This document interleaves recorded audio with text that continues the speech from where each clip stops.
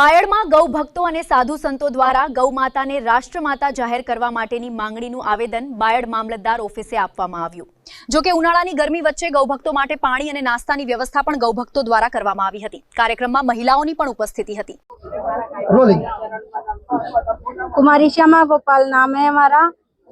उत्तर प्रदेश में पहले प्रचार कर रहे थे, पर गुजरात में वोट आने के कारण यहाँ पर प्रार्थना पत्र आज 7 मई को दिया जा रहा है।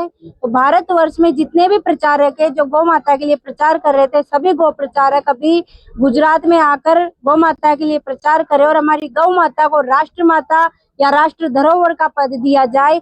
इसलिए सभी भाई बहन अपने अपने घरों को छोड़कर गौ माता के लिए सड़कों पर उतरे कि हमारी गौ माता के लिए प्रार्थना पत्र देने से कृपया वो हमारे प्रधानमंत्री जी गौ माता को राष्ट्र माता या राष्ट्र धरोहर के पद में विराजमान कर दे। इसीलिए आज सब हम भाई बहन यहाँ पर पधारे हैं कि हमारी गौ माता के लिए हम शांति पूर्वक प्रार्थना पत्र दे।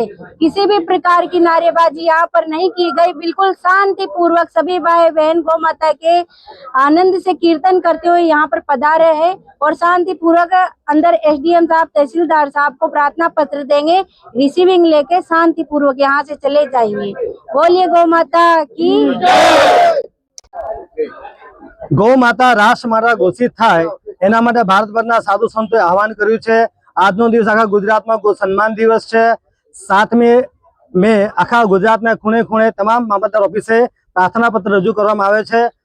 પ્રધાનમંત્રી શ્રી, ગવર્નર શ્રી, મુખ્યમંત્રી શ્રી અને રાષ્ટ્રપતિ શ્રીને વિનંતી છે કે ત્વરિત ગૌ માતાને રાષ્ટ્રમાતા ઘોષિત કરવામાં આવે, ગૌ હત્યા બંધ કરવામાં આવે એવી અમારી બધા ગૌ ભક્તોની પ્રાર્થના છે। આ એક ચળવળ નથી, આંદોલન નથી, એક માત્ર પ્રાર્થના છે અમારી। ભારતવાસીઓ છીએ, સનાતનીઓ છીએ, અમે બધું સહન કરી શકીએ છીએ પણ ગૌ હત્યા ક્યારે સહન કરી શકતા નથી।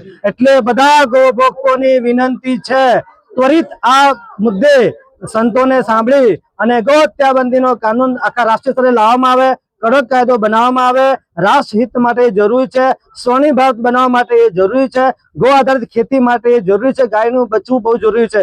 ગાય બચેગી તभी રાષ્ટ્ર બચેगा, ગાય નહીં તો कुछ नहीं। તો અમારા બધા સંતોને બધાની ગૌભક્તોની પ્રાર્થના છે। આ પ્રાર્થના પત્ર લઈને આ પોથીની અંદર બધા ગૌભક્તોની સહીઓ છે, હસ્તાક્ષર છે, એ લઈને મામલતદારશ્રીને સુપ્રત કરીશું। એમને વિનંતી છે કે એ રાષ્ટ્રપતિશ્રી, પ્રધાનમંત્રીશ્રી, રાજ્યપાલશ્રી અને મુખ્યમંત્રી પહોંચાડશે અને અમને પૂર્ણ વિશ્વાસ છે કે સંતોની ગૌભક્તોની સાથે પ્રાર્થના સ્વીકાર કરશે। આપ સૌનો ખૂબ ખૂબ આભાર, ધન્યવાદ।